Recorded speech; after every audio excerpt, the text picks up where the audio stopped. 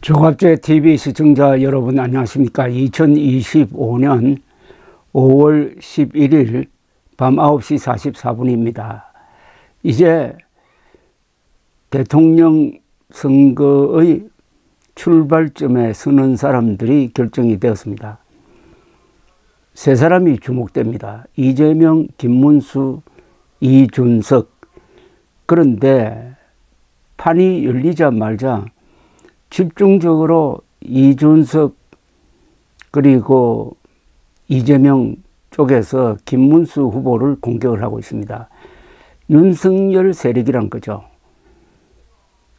이렇게 하면은 이번 대선 판이 또다시 윤석열 심판 선거가 될 가능성이 높습니다. 그렇게 되면은 김문수 후보가 이길 도리가 없습니다.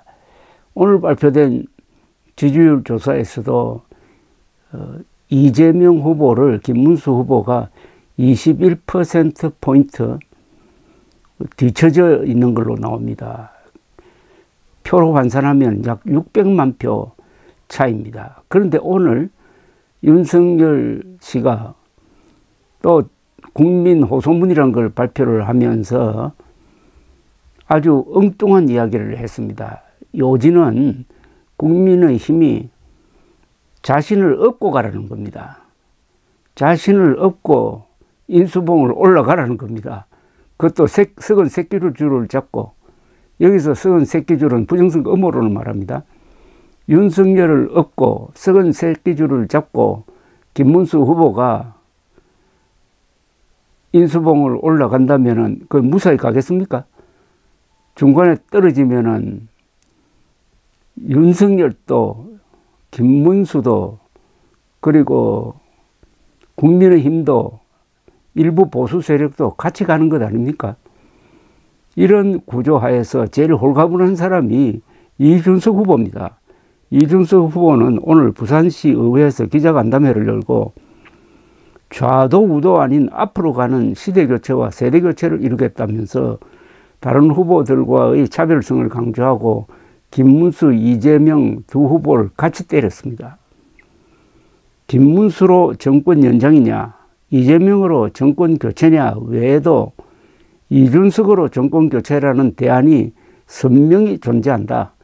이재명으로 정권 교체는 세대 교체가 이루어지지 않지만은 이준석을 통한 정권 교체는 젊은 세대가 바라는 시대 교체와 세대 교체를 동시에 이룰 수 있다고 주장했습니다. 그러니까 정권 교체, 시대 교체, 세대 교체를 동시에 이루려면은 나를 찍으라는 그런 이야기입니다.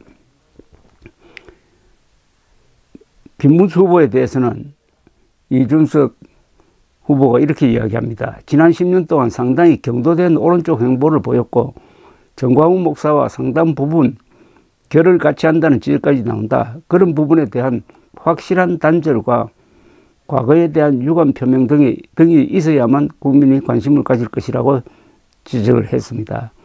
만약 김 후보가 윤석열 전 대통령의 지지를 기반으로 보수 측에서 득표하려고 한다면 윤석열 정부 연장이 그가 꿈꾸는 정부라고 유권자들이 생각할 것이다. 김 후보와의 단일화는 시작부터 0%였고 앞으로도 0%라고 선을 분명히 껐습니다. 이재명 후보에 대해서도 위기를 모면하기 위해 카멜레온 같이 말하고 우회전 깜빡이 켜고 왼쪽 차선에 서 있기 때문에 그가 말하는 중도 보수를 믿지 않는다며 이 후보가 대한민국을 운전하게 되면 정상적인 상태가 아닌 심신미약 상태로 운전하지 않을까 싶다고 비판을 했습니다.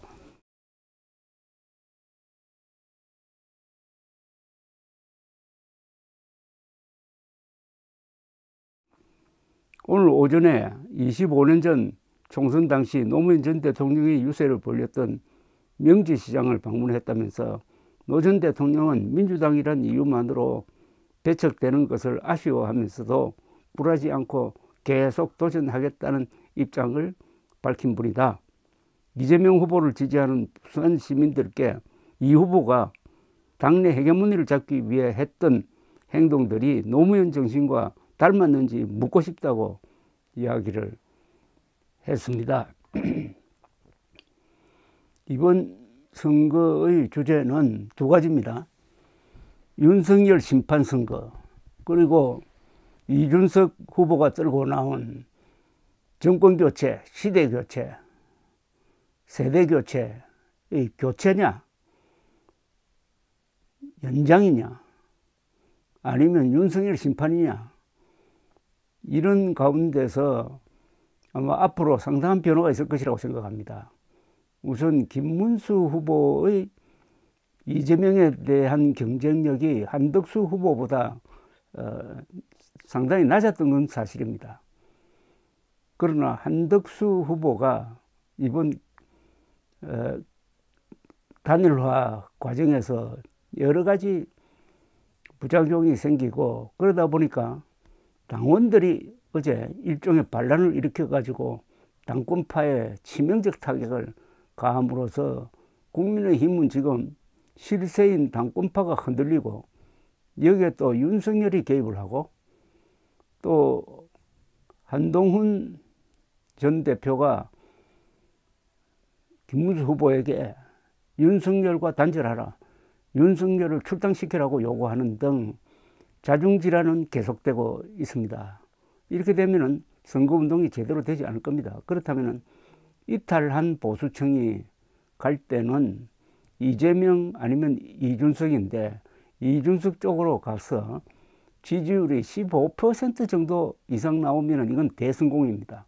15% 이상 나오면은 선거 비용을 전액 국고로부터 보전받을 수가 있습니다. 이래저래 이번 선거의 아주 초점은 보수의, 침몰하는 보수의 구명정이라는 개혁신당의 노력이 어느 정도 결실을 보이느냐는 건데, 요새 당원 수가 늘어서 현재 87,000명이라고 합니다. 개혁신당의 당원들은 회비를 내는 사람들이므로 상당히 결속력이 강하고, 여러 가지 점에서 한국 사회의 젊은 층을 대표하고 있다는 아주 싱싱한 느낌을 주는 개혁신당입니다.